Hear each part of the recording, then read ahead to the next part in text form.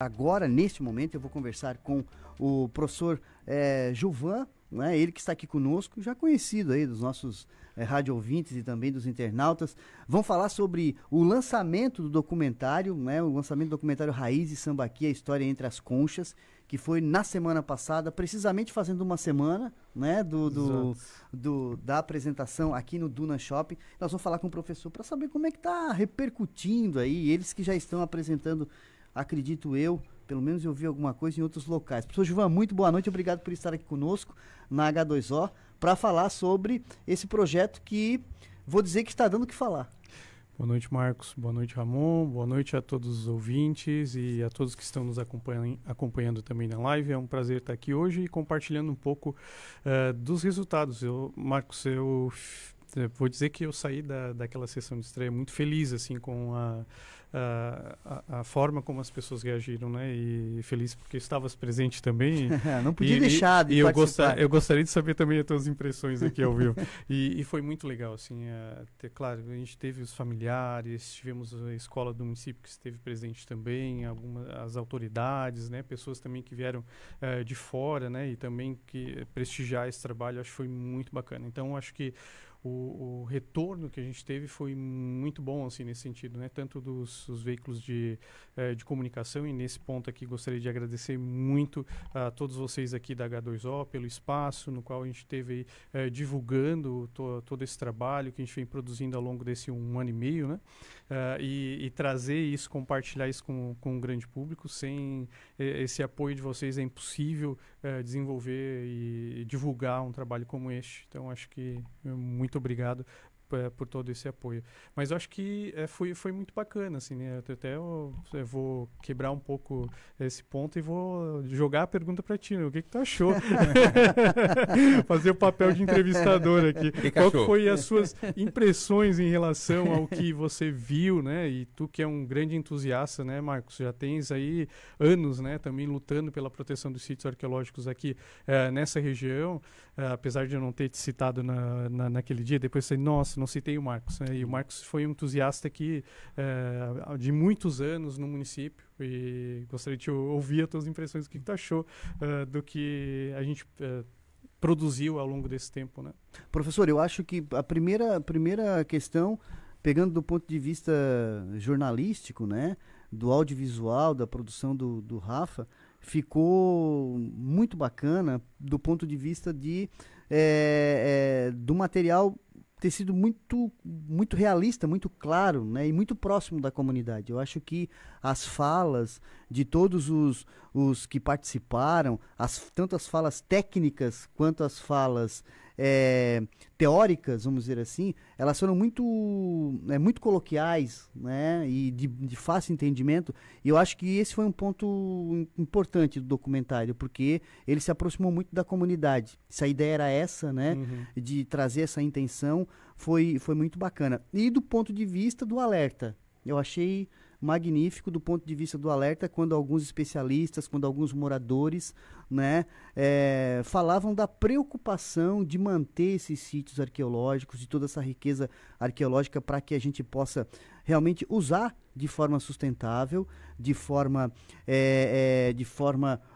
consciente, né, esses locais para visitação, para estudo, para pesquisa, mas também, quem sabe, para a comunidade que mora ali, como a professora que falou na entrevista... A Tatiane. Isso, dos moradores que moram ali, também aproveitar aquilo de forma consciente, né? Gera renda, uma renda consciente para as pessoas que moram ali, desde o momento que se preserve, porque...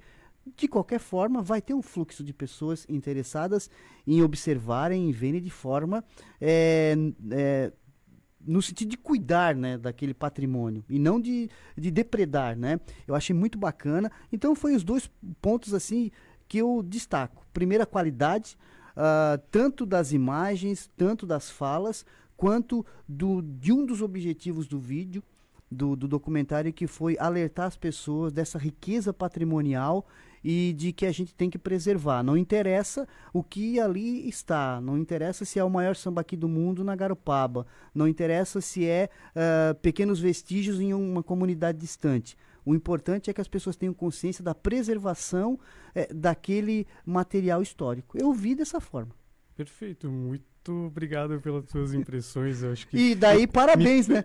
Parabéns. E perdoem eu ter quebrado aqui todo o protocolo, né? Não, imagina. Como assim? Chega entrevistando, né? Mas eu acho que é muito importante ter esse feedback, o Marcos. E nesse sentido, assim, gostaria aqui já de mandar o meu abraço ao Rafa, que ele estaria hoje, mas infelizmente teve que ficar cuidando da família e daí por isso não pôde estar aqui. Então, eu acho que foi fantástico fazer esse trabalho com ele.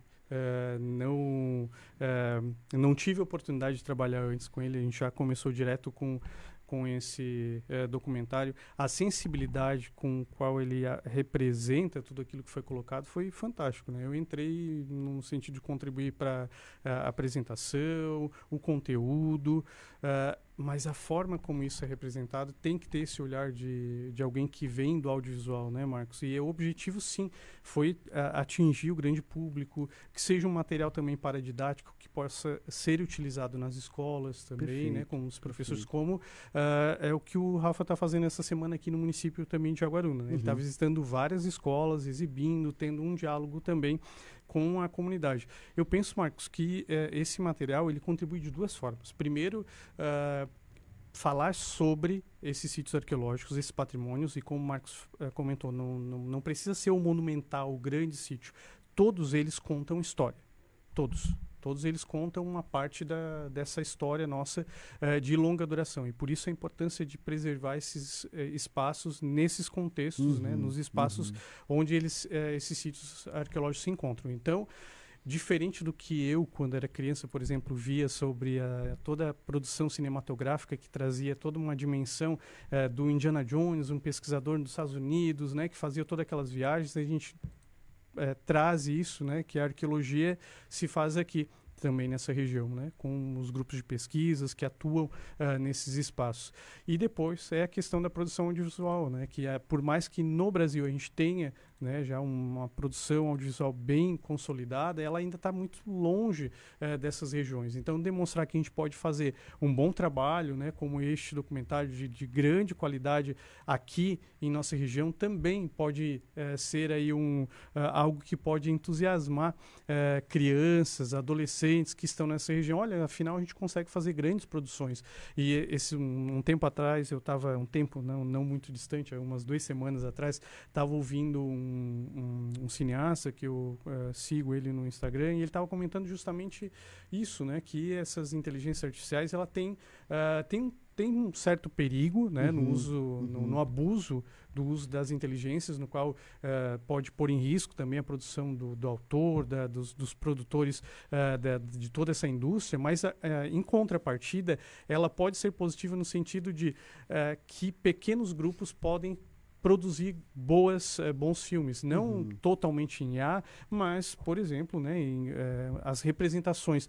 No documentário a gente traz algumas representações, não sei se está recordado, sim. Que a gente tenta trazer isso para deixar mais lúdico essa forma como as pessoas entendem a produção da cultura naqueles espaços. É saber usar a ferramenta, né, professor? Exato, realmente exato. É uma ferramenta poderosíssima, mas tem que saber usar. E nesse sentido, Marcos, eu acho que ela pode vir a democratizar essas produções, né? Sim, tipo, eu, o Rafa, a gente está aqui no sul de Santa Catarina, mas a gente conseguir retratar a nossa história com o uso também dessas ferramentas. Então, nesse sentido, ela pode ser algo positiva, né? Então, eu acho que esse documentário ele cumpre com essas duas funções, tanto de difusão, de divulgação da nossa história de longa duração, quanto também de demonstrar para essas crianças, como é esse caso que está indo lá nas escolas aqui do município, dizer, olha, a gente consegue produzir tudo isso aqui, né? Não tivemos que sair do estado para entregar o que a gente entregou, né? Então, acho que isso é muito bacana, essa aproximação. Quem dera eu,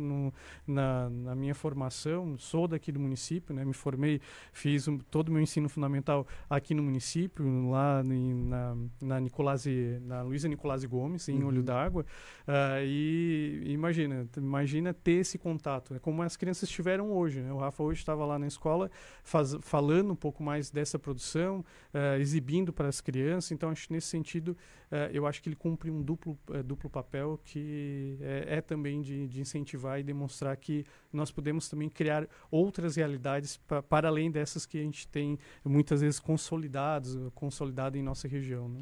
Professor Gilvan, agora, né, qual é o próximo passo, né, de vocês? Vamos lá, agora o documentário está aí, está rodando, né, nas escolas, de conhecimento público, isso é muito importante. E quando eu falo de conhecimento público, a comunidade, as autoridades, né, as pessoas que têm a responsabilidade de cuidar do patrimônio, elas têm o conhecimento do material. É um material público que pode ajudar muito nesse sentido, né, de preservação. Qual é o próximo passo agora? Então, só voltando nessa questão que estava colocando, eu tive quatro colegas da Unisul que vieram, que não eram de áreas correlatas da arqueologia, simplesmente vieram porque tinha um colega aí produzindo e que vieram também prestigiar e que saíram com essa sensação que tu colocou, que eles não tinham a dimensão da riqueza, ouviram falar de Sambaqui, mas não tinham a dimensão do que era essa riqueza cultural, essa diversidade que existia. Então, acho que nesse sentido ele cumpre com esse papel educativo, sim. E os próximos passos, Marcos, acho que a gente não parou de dar esses passos desde aquele dia. Na verdade, desde que a gente começou a produzir. A caminhada é longa. Exato. A gente está aí, continuamos aí com esse diálogo, né, nos meios de comunicação. Amanhã a gente está numa exibição no IFSC, em Garopaba. Temos também na Casa de Cultura, que será no dia 11, aliás, no dia 10. No dia 11 a gente vai estar também com o setor de cultura em Ibituba. E no dia 15, quem aí não teve a oportunidade de assistir a estreia aqui em Jaguaruna, que queira se deslocar até Jaguaruna, a gente vai até Laguna, aliás, a gente vai estar numa exibição no dia 15 de julho no Cinemus, que, nossa, para mim, assim, vai ser muito bacana, porque primeiro que é um cinema histórico. O lugar é fantástico. Laguna é histórica, né? Laguna é histórico, o cinema é histórico, a gente vai estar exibindo naquele espaço também, vai ser muito bacana, né? Vai estar aberto à comunidade, a gente vai estar durante todo o dia, a gente vai começar as exibições, se não for me engano, acho que são 9 horas da manhã, atendendo principalmente as escolas, mas nada exclui também de a comunidade, né, participar desse processo. E à noite, principalmente, atendendo a comunidade, embora a gente vai atender também alguns colégios de ensino médio, tá? Mas vai estar aberto à comunidade. Depois disso, Marcos, a gente vem ainda para Tubarão, Capivari, não tem datas ainda, acredita-se que a gente vai fazer mais ou menos ali na Semana dos Povos, que vai ser por volta de setembro. Até lá, nós vamos escrever para festivais, né, de documentários que a gente pretende também levar para outros públicos para que conheçam também um pouco desse material. Não tem data definida também, mas a gente vai para Florianópolis, acredito que a partir de setembro também vai ter exibições em Florianópolis. Ok, eu conversei então com o professor Giovan Martins Guimarães, arqueólogo, professor da Unisul, falando sobre esse documentário muito legal que foi apresentado e que ainda está impactando toda a comunidade. Professor Giovan, muito obrigado e H2O, como sempre, à disposição. Eu que agradeço e agradeço a todas as pessoas aqui de Jaguaruna que nos apoiaram, em especial a Tati, o Luiz, que estiveram com a gente também na comissão, e também a toda a equipe de gestão do Duna Shopping que nos permitiu fazer essa exibição ali no cinema. Ok, muito bom então.